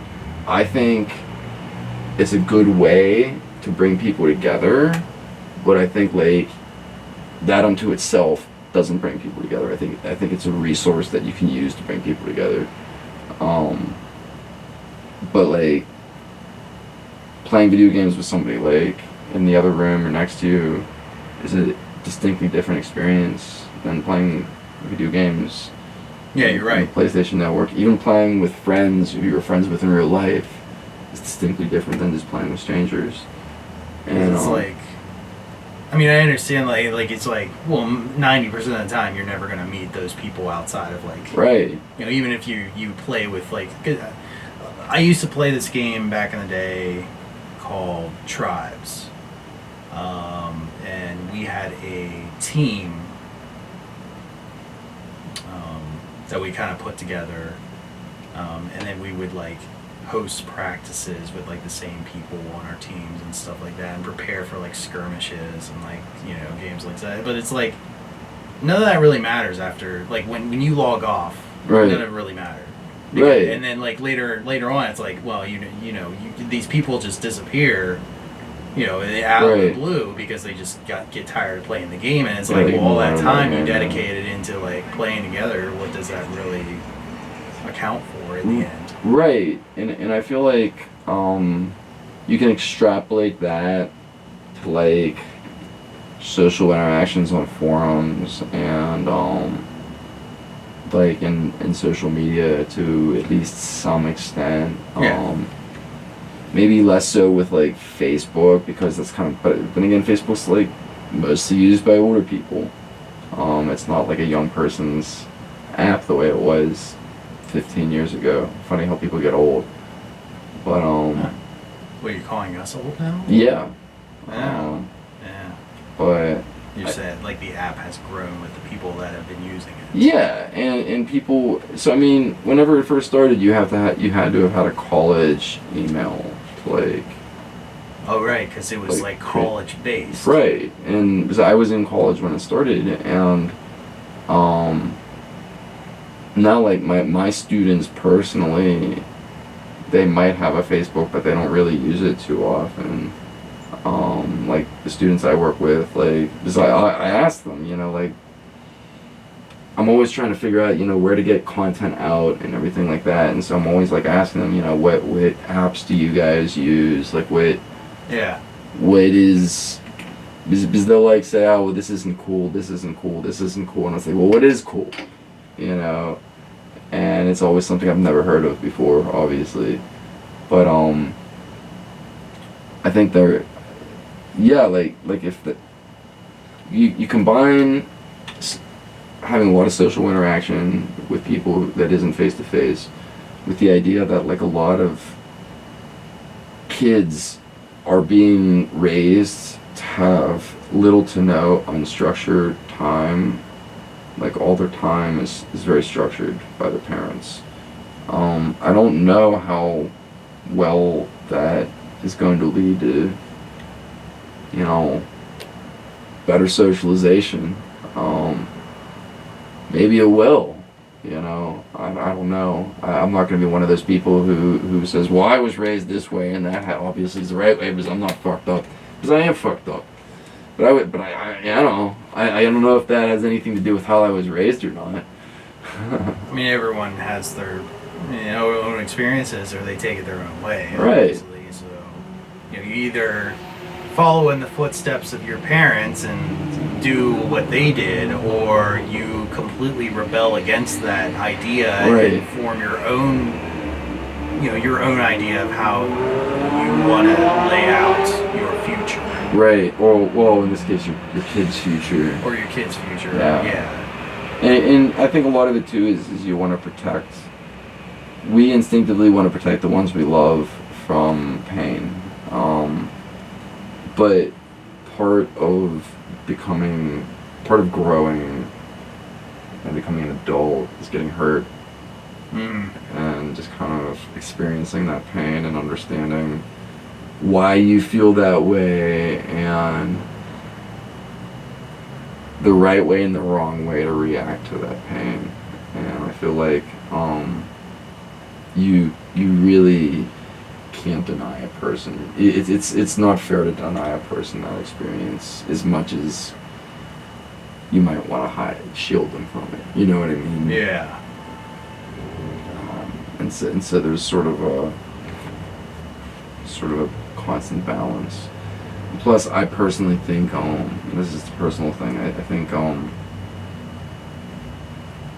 we just need to let kids kind of just be kids, and not let them make mistakes. You know. Yeah. I know my parents, they try to guard me from things, but they also let me make mistakes, and I'm grateful that they let me make those mistakes. And Right. as much as it sucked at the time, I think I'm a much more compassionate, empathetic person as a result. I can come from a place of actual understanding rather than just from a place of like trying to commiserate. I think for me personally, that definitely, it helps for me personally to be the third child in the family, because it's like at that point the my parents kind of loosen the reins a little bit, because they know they learned a lot of their mistakes already. Yeah, they know what to expect. So Yeah. It gave me a chance to really grow in a way that maybe my older brothers didn't. Yeah. So and kind of like map that out in my own respect. Well, it's funny you say that, because I was the first child, and I feel like I was raised, and my dad and mom, they weren't divorced, but they didn't live together for a big chunk of my childhood, because my dad was teaching in NIU and my mom was teaching in Pittsburgh, and Okay. So depending on who I was staying with, I was being raised very differently. Yeah. My dad grew up in the city, and he moved to the country, but that like sort of leave the house and don't come back until it's dark mentality continued on when he lived in the suburbs. And he didn't have quite that mentality with me, but I was still like 8 years old, 9 years old, and like wandering around like a college campus alone, just kind of like doing whatever. And there was never any fear. Like, he trusted that I wasn't gonna like get in the car with somebody, because I wasn't. He trusted that I was gonna come back at a certain time, and I did. He just trusted that I wasn't gonna do anything, dumb, and I didn't. And so like, but it was very much like, you couldn't do that now, man. People would be like, what the hell's wrong with you? You're just letting your kid wander around. And maybe other kids, I was a really well-behaved little kid. You could talk to me like an adult, and I could actually talk to you, at least on some level. I had no life experiences, but I could at least articulate ideas and thoughts and ask questions. I wasn't a little shithead as a kid. That wasn't until later in life. Yeah. But my mom, on the other hand, grew up in a very protective household, in part because she was a woman and growing up in the 50s and early 60s, and so it was a very old-fashioned household in that regard. But also just from a social upbringing, they were just like much more afraid of the world, and so I didn't have those. I didn't have quite the loose chain with my mom that I did with my dad. But my point is that I'm grateful for that opportunity to like kind of be able to like not have this constantly structured like playtime, not be forced to be friends with people I didn't want to be friends with. I was allowed to kind of go off on my own and be creative and use my imagination and stuff, and I feel like that very much helped me become an artist professionally. And we talk about experiences, and you make your judgments based off of experiences. Like, what kind of judgments can you make if you're not allowed to have experiences when it comes to like taking risks and Right. you know, and it's one of those things because at the same time I don't want to encourage kids to like blow stuff up and stuff, but I know like as a little kid I blew a ton of shit up and like I played with fireworks and did all that stuff. Yeah. You learn good or bad from those kind of experiences. Right. Like I learned that a big tube television actually explodes when you hit it with a baseball bat properly. And on the one hand, I don't want to like say kids should have those experiences because those are like, because I'm basically saying kids should be in danger. But on the other hand, like doing dangerous stuff can be really fun, especially as a boy. Yeah, I mean that's. Sometimes we would just throw rocks at each other. I've definitely done some dangerous stuff. We would. So my parents like had an apple tree. We would just like full-size apples. We would just throw apples at each other. Like just heave apples at one another and try and throw it so hard that it would explode on contact. Like, you know, good stuff, fun stuff. Stuff that, you know, you have to experience as a boy, because as a grown man it's gonna hurt too bad. It's just gonna hurt so bad that you're just like, no, don't hit me with the apple, please don't. But as a kid you're like, ah ha ha ha ow, ah ha ha, throwing. So what are you kind of like taking away from that then? I don't fucking know.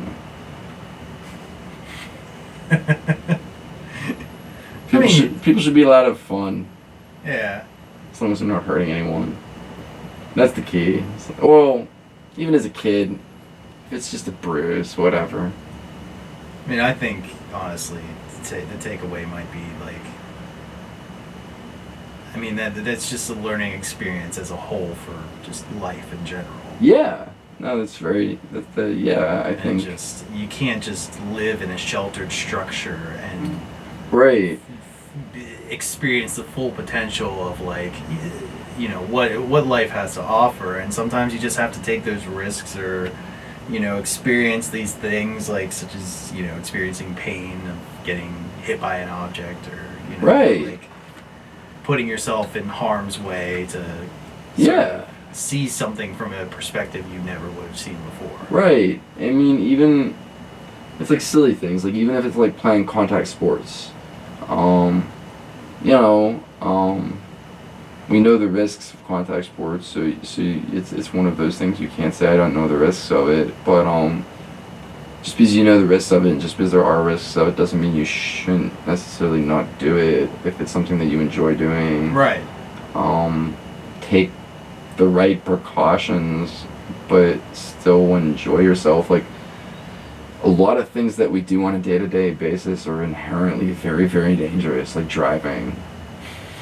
That's true. Yeah, and like, we do it without thinking. Or cooking. We cook a whole bunch without thinking, and it's like pan that's 400 degrees, oil in it. You know, you could fuck your day up with that, but like you don't think twice about it because you're like, I'm making a steak. Yeah. Or whatever. I mean, I dropped a knife on my toe once, and I didn't even think about that before. Like the, you know, repercussions of using a knife to like. How did you? Yeah, I guess you still have your toe. Yeah. It was. That's good. I wasn't like wearing it. Like I was in my bare feet when I did it too. Oh yeah. It was the worst. Yeah. Yeah. Well, I mean, you're lucky. It was probably a dull knife. Yeah, it was a pretty dull knife, so I am extremely lucky. Yeah, dude. No, I have a knife that I used to like cut. Like, I use for it's my chef's knife. That thing is like so sharp that you can take a piece of cardboard, or like you can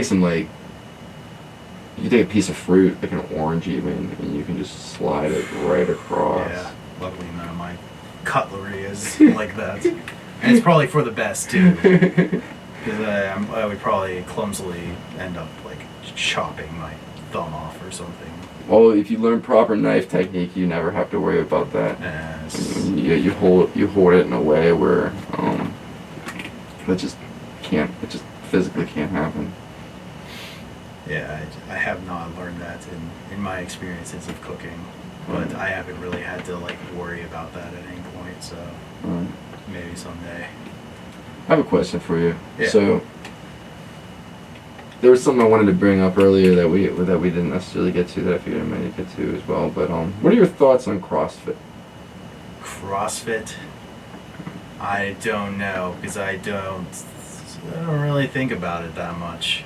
Okay. I mean, I just know people like to talk about it a lot. Yeah. Well, it's like the vegetarianism of exercise. Yeah. And yeah, it's just like people like it's almost like, as we discussed before, it's almost like its own cult. Yeah. Yeah. So. Exactly. So yeah, I just brought this up because I have this great idea for, like, I think it's like a business model. So it's a moving company, Okay. but it's also a CrossFit gym. Okay. So how does that work exactly? So I own the truck. I have the driver for the truck. Let's say you have somebody, you're in a move, you need some stuff moved. You come to me and you say, I need some stuff moved. And I'm like, you know what, I got you, I'm gonna move this stuff for you. Then I go to people and I'm like, do you need a gym to do your CrossFit in? And they're like, yes. I'm like, alright, I got you. And then they move your furniture as their exercise. What? And then they pay me to move your furniture, and then you pay me to have them move your furniture. So everybody pays me, and everybody's happy. It's a win-win-win. What makes CrossFit CrossFit? So it's I don't know, but I just know that it's like running around and moving things. So it would be like you having a moving company. So like, do you remember Batman vs Superman? Do you remember that killer workout montage with Ben Affleck where he just takes a tire and he's like, "Brrr!" and he throws the tire? Yeah. That's CrossFit. No, like legitimately, what he was doing was CrossFit. All right. And he's like dragging a tire with a chain. He's like, "Ah!" Hasn't that like always been a thing though for like exercise? Yeah, like yeah. Extreme exercise. So CrossFit is how people exercised in the old-timey era. Like, okay. I'm surprised there's probably a CrossFit gym in Australia where you can box a kangaroo, for God's sakes. I don't even know if I'm joking. No, there probably is. I mean, if you're allowed to box a kangaroo, I can guarantee there is one. I know at one point that was a thing, boxing kangaroos. Like, what a time to have been alive.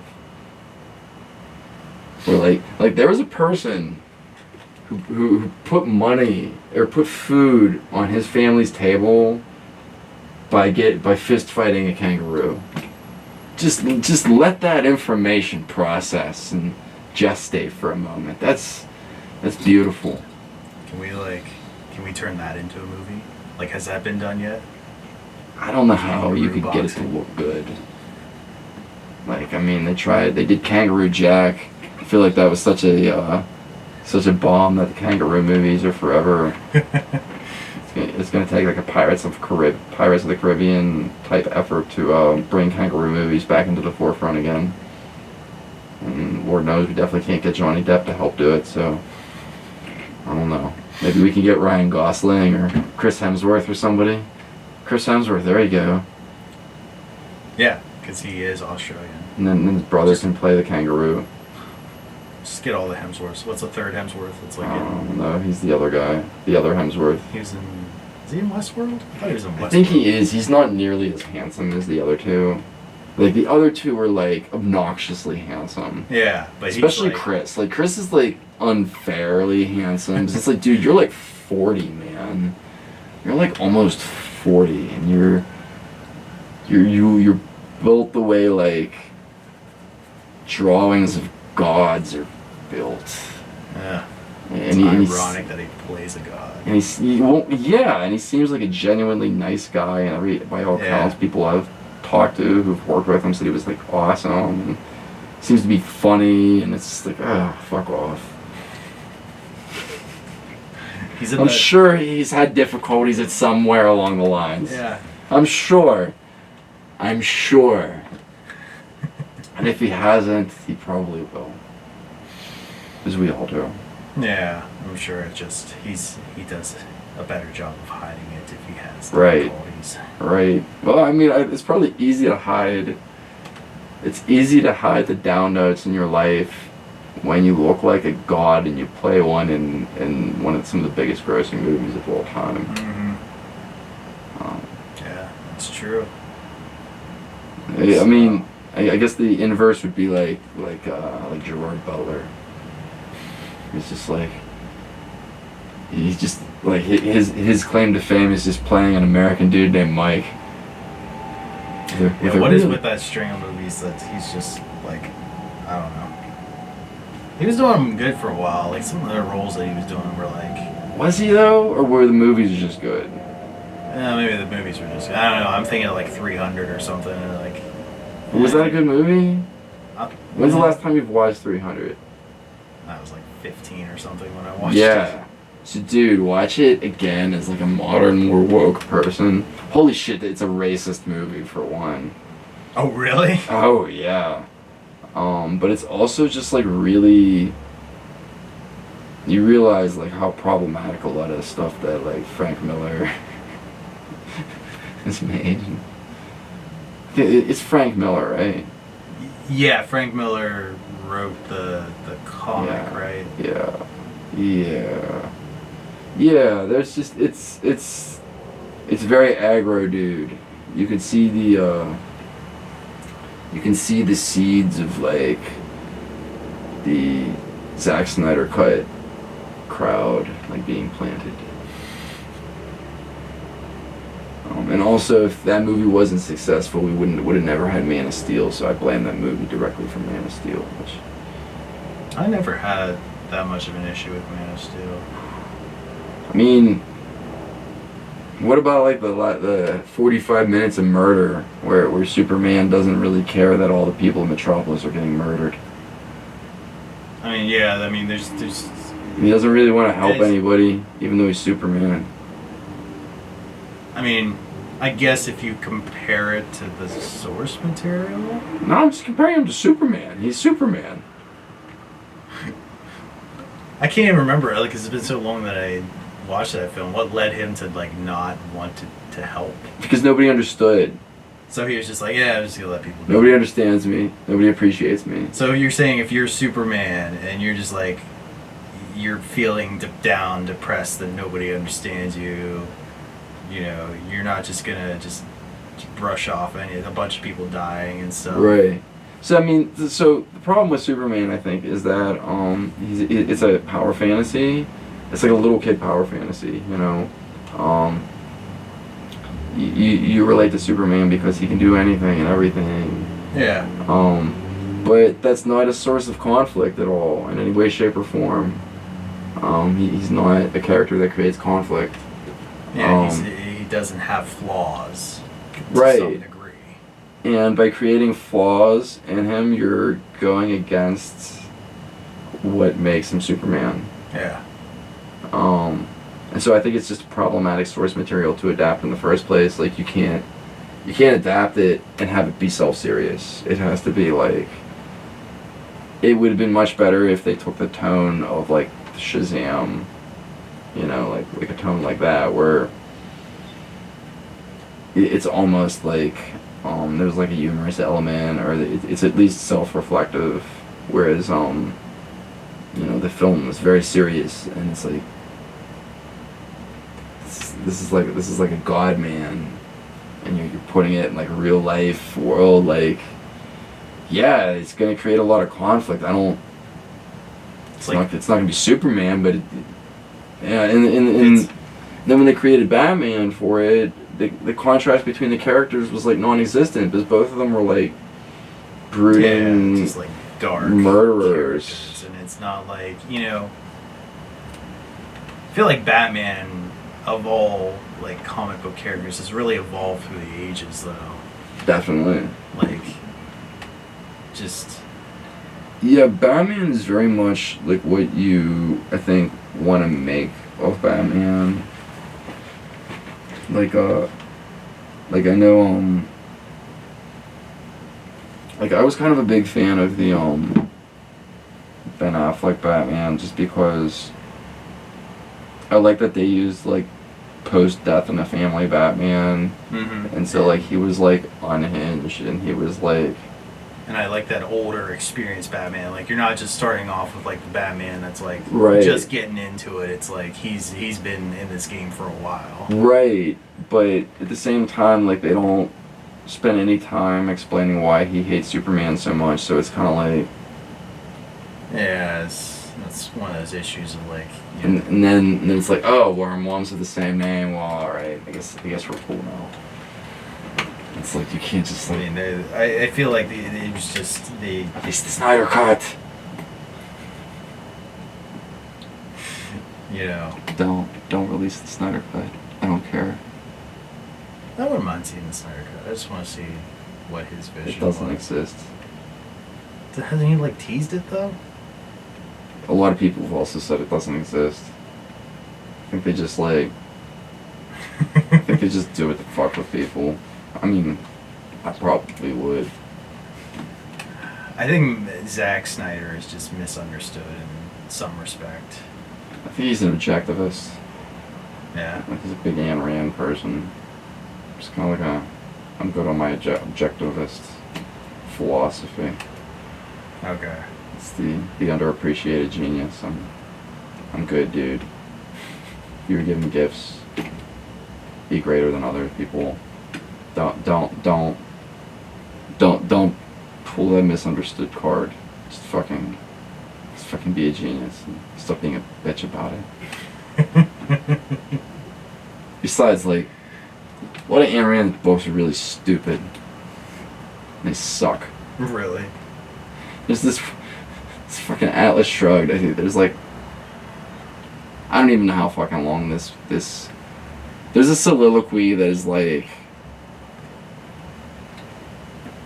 double-digit pages, if not triple-digit pages. Just like a quote from this person talking. It goes on for that long. Atlas Shrugged. Yeah, and I feel like if you're a writer, you just if you're assaulting me with that much exposition, then fuck you. Do better. Show don't tell, motherfucker. But that book comes up on like so many reading lists and. Yeah. It's almost as if people just read whatever the fuck they're told. Yeah, I think that's. I mean, Mein Kampf comes up on a lot of reading lists too. Who? Mein Kampf. Oh, Mein Kampf, yeah. Yeah, it doesn't necessarily mean it's. You should, like. You can read it. I wouldn't necessarily consider it like some philosophy to follow. It's pretty. It's the writings of a deranged madman, but Yeah, right. It's so a thing. Like, I read it back when I was in oh, did you? It was like a freshman in college or a senior in high school, and it was. Now, I didn't read all of it. I read part of it, and. Now, was there a reasoning behind, like, could you see the reasoning behind, like, the actions of Hitler? No, he's an idiot. Okay.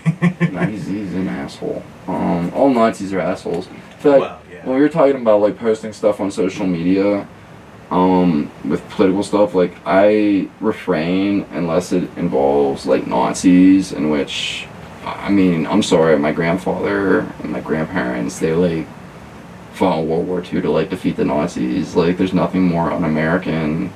There's no greater enemy to democracy and free thought than Nazis. And the very fact that they're like, it's politically questionable to like say that, you know, like the very fact that it's considered a risk to like just say Nazis are bad, it just disgusts me. Did you hear about? So I assume you followed that story about what was it, that Nazi politician that was like God, trying which to one? run? The one in Illinois, I think. I missed that one. Can't remember I've thankfully been too busy to be upset. Oh my find out God. about the shit to get upset about. If you just look up Illinois like Nazi politician and just like look at like one of the interviews he did for like CNN or something, it is just so cringeworthy because he just like he's so bashfully just unapologetic about his views. Yeah. Things like he's like trying to reason why reason that the Holocaust didn't happen or Yeah, like we can't accept those people in our society. And he's running for as a politician. People are actually supporting this guy, and it's like, yeah, and how can you justify that? You can't. I'm all for free speech, free thought, and I guess the byproduct, the negative byproduct, the shit of that, if you would, is people like that, like human garbage like that, human garbage that trafficking just backwards and grotesque ideas, but at the same time, I think the easiest thing to do is to just call them out on it and just say, I think the only thing we can do is to like call people out who espouse those philosophies and just say you're wrong, Yeah. Because you can't just sit by and do nothing. Right. Or else you're just gonna let it grow. Right. But yeah, like, I don't know. Like I said, like my grandparents, great aunts, most of like an entire generation of my family like went to war to fight Nazis, and I find it really interesting that like that philosophy has oxygen, because I wonder how much of it has to do with the fact that like the greatest generation, the people who went to World War II, most of them are dead now. I can't help but wonder like if there's some sort of correlation, because those people wouldn't be putting up with that shit. You know what I mean? Absolutely. But on the flip side, a lot of those people who are agreeing with that are like old baby boomers whose parents went to fight in World War II. So it's like, I don't fucking know. Cognitive dissonance. You'll agree with whatever you want just to a lot of times I think people take political views and take political positions just so they can disagree with the other side. I mean, that makes sense. People just like to. It goes back to what I said before. Is sometimes people just like to argue. They like that. Right. The feeling of like being able to sort of create this opposing input. Right. I think outrage is very popular now too. I think it's very popular and trendy to be outraged over things in society. Yeah. Big things, little things. I think outrage and having a sense of outrage has never been more popular than it is right now. I mean, what's the big topic now that because of that mass shooting, people they're trying to politicians are trying to pinpoint it to like violent video games or something like that. So they're trying to create tired argument. Well, yeah, it is, because I remember when that was still an argument when I was growing up. 21 years ago in Columbine, that was just like people the same like bullshit. Oh, who was that politician who was like an advocate for it? Like Al Gore's wife, Tipper Gore, was like real into she was into like having like the music rating system. Yeah. Bob Dole was against violent video games for a while.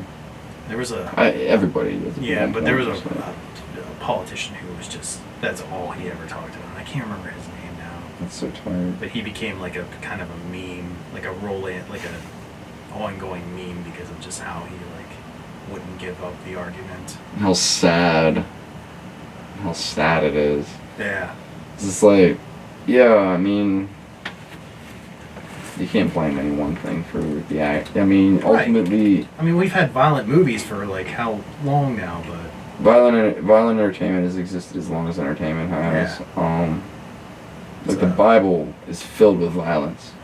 True. That's you can go to church and get as much violence as you would. The Old Testament is violent as fuck.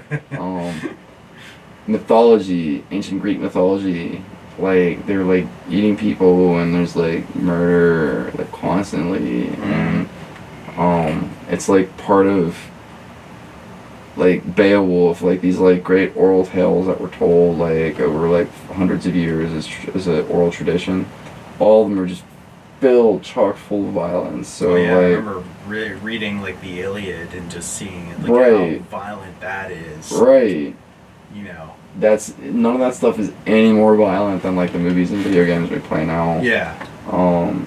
And how it was delivered at the time was considered edgy for its time too. So I mean, we can't. It's just, you know, it's we as a society. That goes back to what I was saying, where I think we are kind of at a breaking point in society where we're not really able to cope and function with the demands of society on a day-to-day basis. I don't think we're equipped to. Yeah. I think it's breaking people's minds. I don't know. That's all I can guess. Yeah. It's easy to point to stuff, but none of that. All those things existed prior. Yeah, that's just. And I mean, I don't even know if you can point to guns as the sole reason, because guns exist in other countries. Switzerland, everybody has a gun.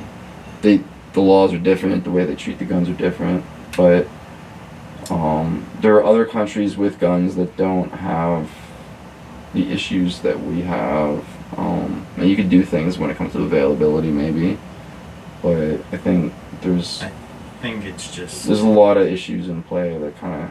Yeah. And the result is from a culmination of things. Yeah, it's not just one thing. Like if you cut this out, right, that's gonna solve the whole problem. Right, and yeah, no, exactly. There's no one solution. It's a symptom of a sick society. It's not just something that can be cured. Yeah. Well, on a lighter note. Yeah. I don't know. Do you want to talk about? I guess as we kind of wrap this up, because we're like 2 hours deep. Yeah, I guess we are. I'm hungry. You want to get something to eat after this? I already ate earlier. Well, I'm gonna get something to eat after this. Alright. And I'm also trying to like diet hardcore before I go to the beach. Oh, well, that's fair enough. Yeah.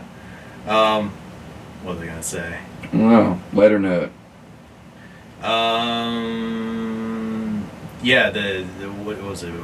Did we talk about the 48 that we worked on? I don't know if we wanted to talk about that at all. Not really, yeah. We can do a quick plug. So it's called There and Away. At least I think that's what it's called.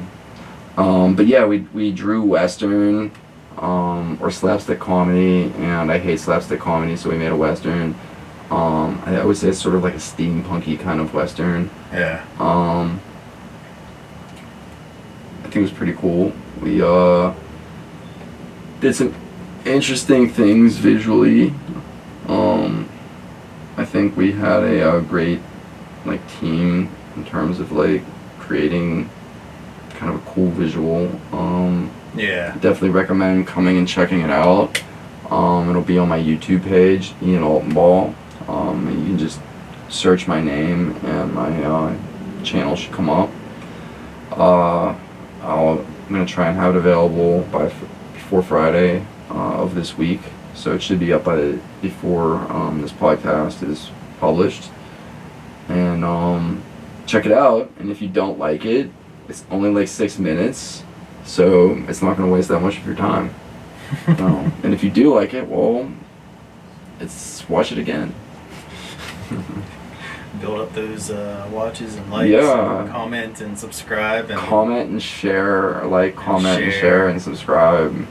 And do the tweet and Instagram and yeah. Go on your dust off your vines or whatever. Right. Talk about it. I don't think that exists anymore. No, doesn't it? that's why Yeah. I just kind of brought it up. Or just comment and tell me I'm a hack, but just watch the video. Just watch it, please. Yeah, and and I was the director of photography on that. You were. So I got to use my camera, which was fun. It's a good looking movie too. Yeah, it was a lot of fun. I haven't DP'd on anything since I did the feature film Body Farm, which was a while ago now. So definitely give it your support, and maybe we'll keep making more stuff like this in the future. Mm-hmm. But yeah, you have to watch, like, and subscribe and share and all those other things. You know, put it on your TikTok or whatever the kids are using these days. Share it on your LinkedIn profile. LinkedIn. Yeah. Your what was the social media? Your MySpace. Well, MySpace, but there was something else I was trying to think of. I can't remember the name of it now. What was the blog? Oh yeah, what was the blog before Tumblr was a thing? Was it like And there was always GeoCities pages. GeoCities? Yeah. GeoCities was a thing. Yeah. GeoCities was a I thing. can't remember what the time. There's something before Tumblr that was like real big. That was like really like. Ah well. But anyway. Whatever. Put it on your Pinterest. Pinterest There is another you good go. one. Periscope it if you want to. Maybe, like, I'm Periscope open, about it. like, maybe, like, make some, like, fan art that you can, like, then post on, like, some other websites. I don't fucking know. DeviantArt? You got a DeviantArt? I'd rather No, not. DeviantArt. Yeah, I'd rather Okay. not. Never mind. I don't want to see those. I don't want to see that fan art. Stay the hell away, you DeviantArt people. You weirdos. It's not all weird art on there. There's actually good art. Alright. I watch a little, you know, I like I'd love to see your fan art on Behance. Maybe something a little bit classier like that. Yeah. Behance. Yeah. Or, yeah, no, we could go on about this forever. Yeah. It's just making a how bunch of, can- like, obscure references to, like, the internet. How can people, like, find out more? I mean, you already just mentioned your YouTube page, but... Yeah, so I can be found on Twitter, Ian Altenbaugh. I can be found on at Ian Altenbaugh. I can be found on Instagram at allegedly cool, and I can be found on YouTube at Ian Altenbaugh as well. That should be more than enough ways to access my work. If not, then I don't know. Sorry. You can try stalking him if you're really that into Don't. Yeah, you don't want to do that. I don't have a web page. I will at some point, but Really? I thought you did. don't. No, it's just too much work. It really isn't with, like, the web tools you can get, like, these days, though. But it's work. Okay. I'm not Fair getting paid enough. for it. You can, like, throw together dust off the GeoCities and make a GeoCities page. So my big thing is if I'm building a web page, I'm building it primarily for, like, graphic design and that kind of work, and, like, it needs to be really fucking good, or like, It is true. or like I'm just not doing myself any favors. Yeah, and if you're gonna do it for, like, the graphic design aspect of it, you kind of just have to do it from scratch. Yeah. Like, you have to build that shit, and I just have no interest And in if doing you're that. doing that from scratch, well, you sure as hell better know some HTML, CSS, Right. JavaScript, shit Or like just that. be really good with Dreamweaver. Or that too. Yeah. Like, I'll build a web page for you, but I just have no interest in building my own.